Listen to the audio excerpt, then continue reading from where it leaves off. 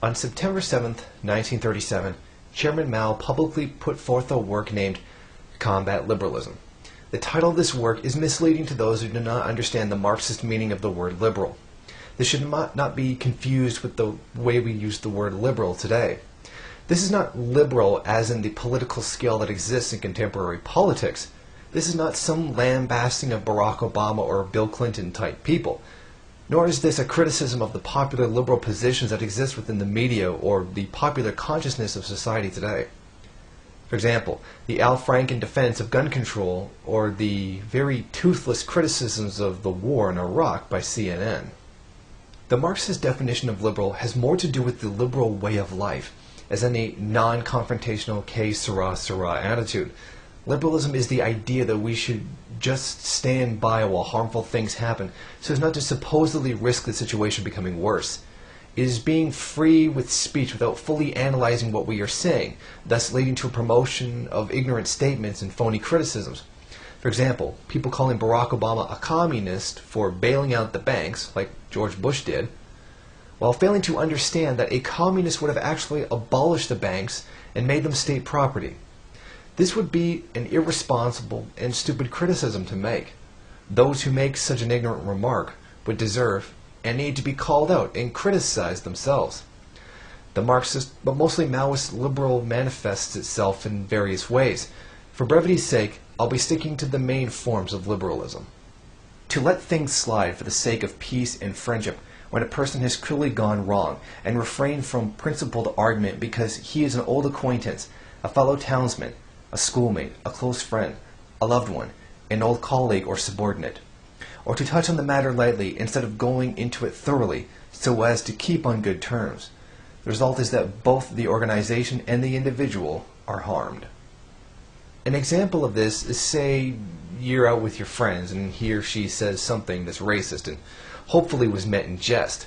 Of course, these just joking moments are almost always a cover for some type of racism in the person that they're expressing just under the surface of their publicly acceptable appearance that they give. It is important not to allow this to pass simply because they are a friend. They have said something racist, and on a deeper level, they meant it. As their friend more than anyone, you have a responsibility to tell your friend that they are doing something harmful and remind them of that. You should not be complacent simply because you don't want to get into a debate about what it is and what is not racist or how much they actually meant it. To indulge in irresponsible criticism in private instead of actively putting forward one's suggestions to the organization. To say nothing to people to their faces but to gossip behind their backs. Or to say nothing at a meeting but to gossip afterwards. To show no regard at all for the principles of collective life, but to follow one's own inclination. In a socialist society, it is the utmost importance that criticism be made public, so as not to only expose failings, but to have a free and open discussion of policy and the different directions and ideas that are before us. Any attempt to hold back a criticism is the first step towards cronyism. Cronyism is a backward and useless trend among fascists. We have all seen those visions of pathetic yes-men who automatically agree with everything their boss says so as to retain favor. This harms the entire essence of collectivism and might as well be regarded as reactionary. Not to obey orders, but to give pride of place to one's own opinions. To demand special consideration from the organization, but to reject its discipline. This is a very harmful liberal attitude. If the collective has spent the time and effort to create a plan to solve a problem, it should be followed out and judged on its results.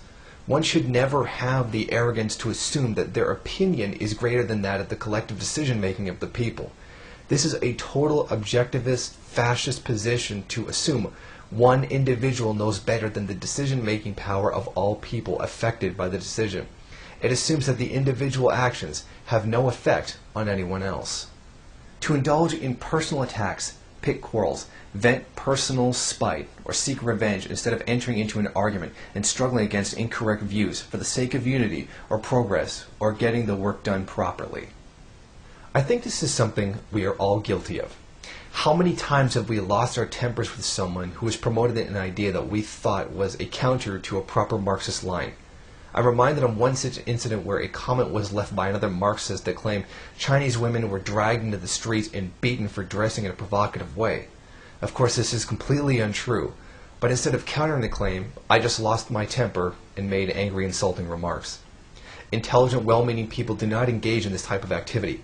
It's childish and counterproductive. Problems are solved only by working out our differences of opinion through discussion and aspects and possible results and how they affect the subject matter. To be among the masses and fail to conduct propaganda and agitation or speak at meetings or conduct investigations and inquiries among them, and instead to be indifferent to them and show no concern for their well-being, forgetting that one is a communist and behaving as if one were an ordinary non-communist. If you're at work or some kind of social function and someone says something reactionary or asks a question without understanding, it is your duty to say something or answer them. Whenever someone complains about the price of gas and blames taxes, I remind them that the price jump from $1.18 a liter to $1.37 was not taxes, it was the market. I also make a similar point when people blame the gas price on Arab countries, not the capitalist system. We should always listen to and understand the complaints and the problems faced by the proletariat. It is in understanding our lives in relation to the lives of others do we understand how our society functions. Not doing this effectively places ourselves outside the masses of the people. This is the first step towards the perpetuation of a rightist sense of superiority and reactionary behavior and thinking.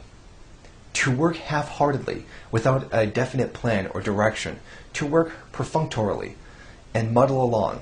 So long as one remains a monk, one goes on tolling the bell.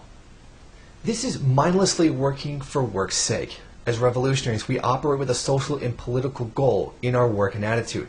If we become lackadaisical in our effort to build a better society, we will end up with revisionism. We are here to make things work, not just to get through the day. This is how the bourgeoisie have us work in their system, because we serve their wealth. We are not them. We serve the people. To be aware of one's own mistakes and yet make no attempt to correct them, taking a liberal attitude towards oneself. Self-criticism, self-criticism, self-criticism is the single most important thing we can do with ourselves. This is the most devastating thing we can fail to do. The end of all socialist societies have been the result of people unable or unwilling to criticize its leaders. Not to mention the leaders unwilling to do it themselves. It is far too liberal to simply stay and keep quiet for the sake of not being called a reactionary. We must constantly criticize ourselves and our path in order to move forward correctly. Liberalism is extremely harmful in a revolutionary collective.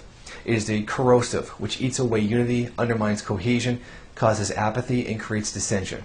It robs the revolutionary ranks of compact organization and strict discipline, prevents policies from being carried through, and alienates the party organizations from the masses which the party leads. It is an extremely bad tendency. Liberalism stems from petty bourgeois selfishness. It places personal interests first and the interests of the revolution second, and this gives rise to ideological, political, and organizational liberalism. All loyal, honest, active, and upright communists must unite to oppose the liberal tendencies shown by certain people among us and set them on the right path. This is one of the tasks of our ideological front.